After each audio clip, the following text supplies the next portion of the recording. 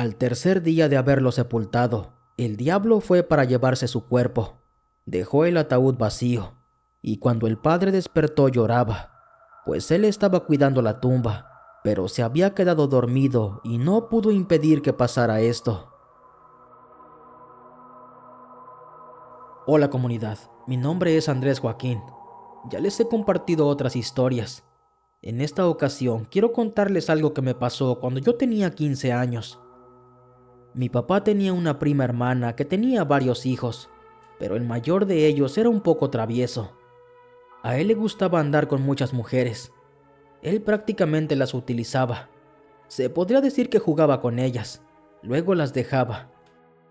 Él tenía toda una vida haciendo cosas malas, por eso el gobierno ya andaba detrás de él. Ya se lo habían encontrado varias veces, y aunque le tiraban balazos no podían hacerle nada. Se contaba que su papá le había heredado un don, o más bien un trato, pues se decía que él tenía un trato con el demonio. Así lo decía la gente, pero en voz baja, como si temieran que alguien los fuera a escuchar. Bueno, el asunto es que una vez veníamos de donde mi papá hacía ladrillos. Ya tenía poco que se había metido el sol, y de repente se escucharon disparos. Las balas venían hacia donde veníamos nosotros, y justo enfrente, como a 200 metros, vimos que venía corriendo alguien. Ahí entendimos que le estaban disparando a esa persona. Las balas pegaban muy cerca de nosotros y entonces nos fuimos a cubrir. Pero antes de hacerlo, alcanzamos a ver que esa persona era nuestro primo. Él era el que venía corriendo. A él le estaban disparando. Después de un momento nos asomamos y vimos que lo venían correteando los soldados. Él pasó corriendo y luego se desvió hacia la derecha. Se fue directo hacia el río. Ahí se perdió entre las huertas que había en esa zona. Ahí nos quedamos escondidos un rato, y ya cuando vimos que no había más balazos nos fuimos para la casa. Cuando llegamos enseguida llegó mi tía llorando. Ella estaba muy asustada.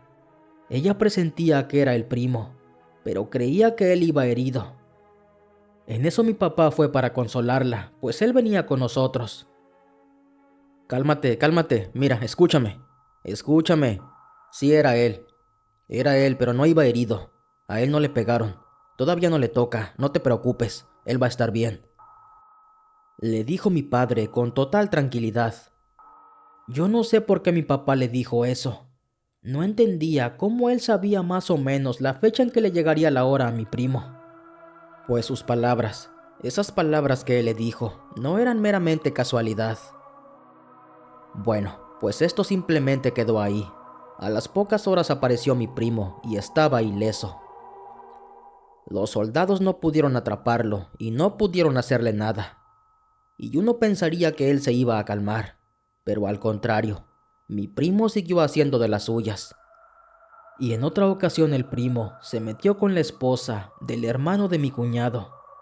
Y una tarde de repente se escuchó un balazo, seguido por los gritos de varias mujeres. Enseguida corrimos a ver qué pasaba, y miramos que mi cuñado estaba con un machete en la mano, y mi primo igual. Nosotros enseguida corrimos para decirle a mi mamá lo que estaba pasando, y ella rápido fue a ver. Cuando nos acercamos miramos que la camisa del primo estaba toda rota, como con agujeros en la parte de enfrente. Parecían agujeros de bala. Y también vimos que el hermano de mi cuñado venía saliendo de un terreno baldío. Ese terreno estaba enfrente, y él traía una escopeta en sus manos. Mi mamá enseguida pensó lo peor. Creía que el primo estaba herido. «Déjame ver, hijo. ¿Qué te hicieron?», le decía. Ella estaba terca, queriéndole levantar la camisa para ver su estómago, pero mi primo no se dejaba. Pero tanto le insistió que al final logró levantársela, y ahí todos vimos su abdomen. Solamente tenía manchas rojas. Tenía varias.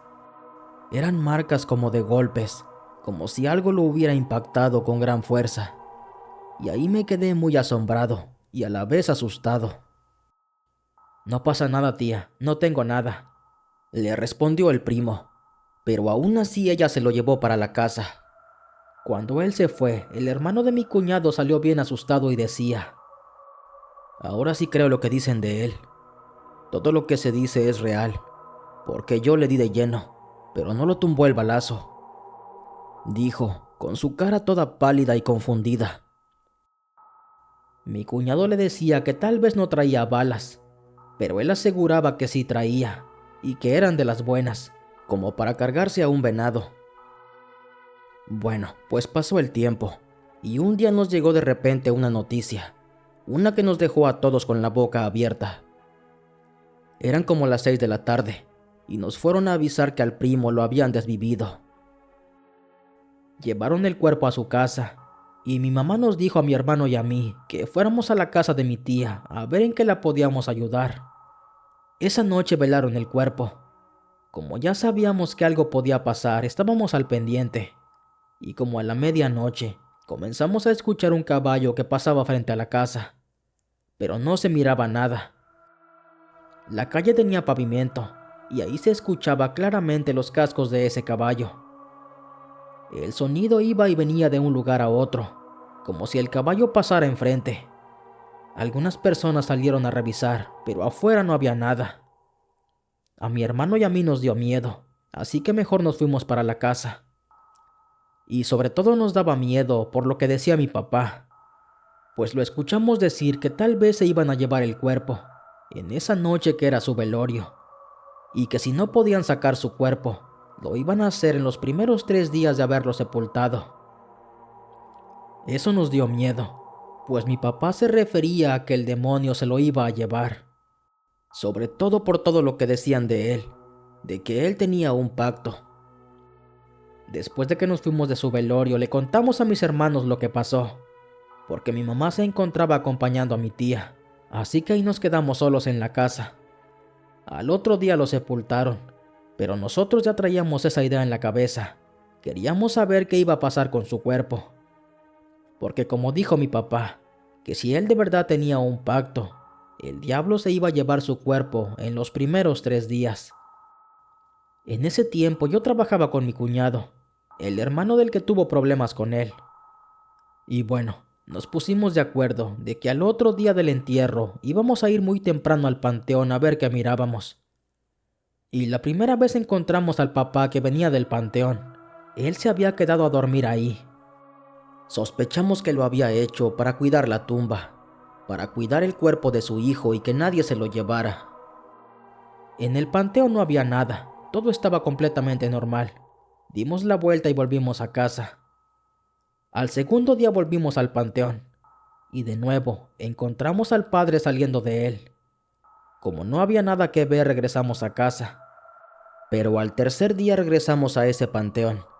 Ya sería el plazo máximo de lo que había dicho mi papá.